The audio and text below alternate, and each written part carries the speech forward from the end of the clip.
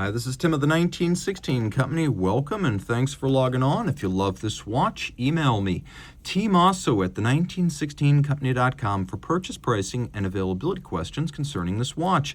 This watch is a friend and an infrequent visitor, the 2005 single-year Patek Philippe 3712 1A. It was the very first Nautilus Moonphase, and it lasted barely 12 months before being superseded by the 5712. Now, there are quite a few differences between this and the 5712, and we'll get into that in a moment. But in terms of the size and the feel, they're very similar. In steel, the 3712 1A is 40 millimeters in diameter. I measure it 8.8 millimeters thick, and then from lug tip to lug tip, 44.4 millimeters. If you look, you can actually pull the bracelet straight down out of the lugs, so there's no need to really measure it in any other dimension. It doesn't have the stiffness that a later Nautilus would have. The bracelet doesn't want to flare, for example. It's nothing like that. On my wrist, which is 16 centimeters in circumference, I find that though it is the same dimension as the 5712, it wears a little bit better, and that is down to the flexibility of the bracelet. I could see this wearing beautifully under a cuff, a tight sleeve, any dress kind of garment, and also on a man's wrist or a woman's wrist. There's really no need to go with a lady Nautilus here, because this would probably wear on a wrist as small as 13.5 centimeters circumference. Taking a look at the bracelet, there are some differences between this and later watches.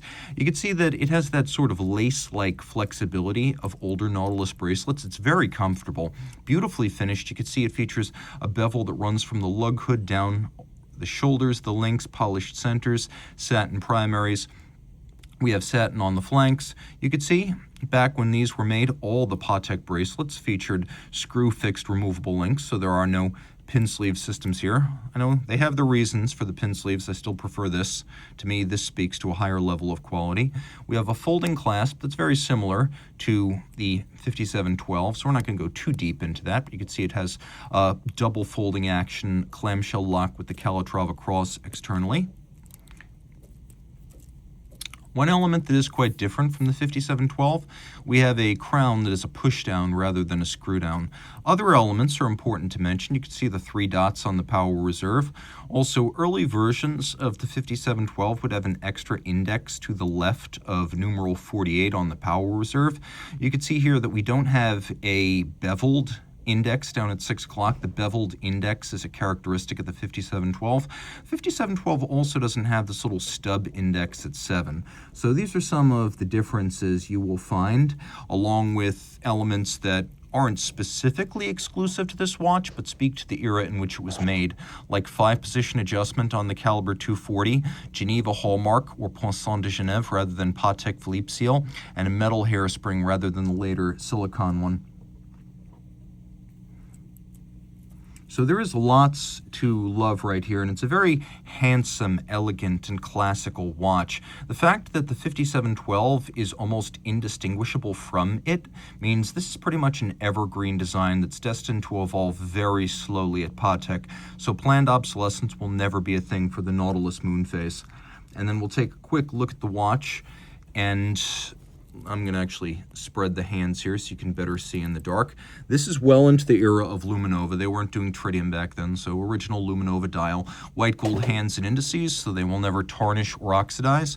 You can see the lateral striations that have been a characteristic of most, not all, but most Nautilus dials since the first in 1976.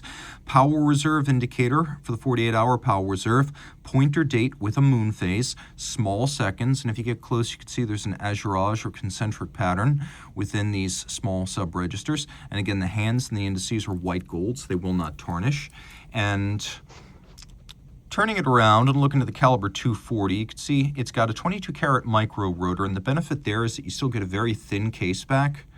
You get a thin profile. You get an open display back so that it's easy to see the entire movement. Normally when you have a center rotor, you wind up with a setup where the rotor and the winding bridge are blocking most of your view. Here that's not the case. That's one of the great privileges of a micro rotor, the convenience of automatic, but with a thin watch and a display case back like a manual.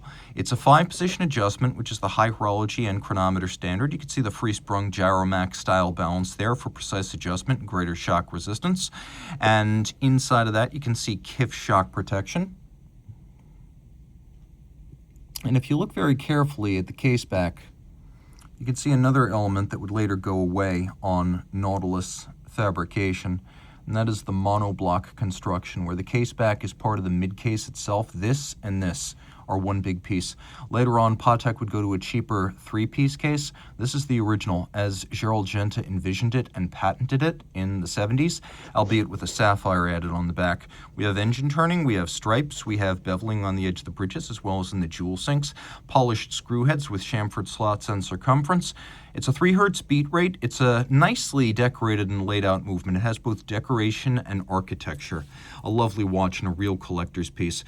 Consider it to be 30 meters water resistant due to the presence of this non-screw down crown here, but in every other regard, this is an everyday watch and a collector's piece. Reach out to Team Mosso at the 1916company.com for purchase and pricing details.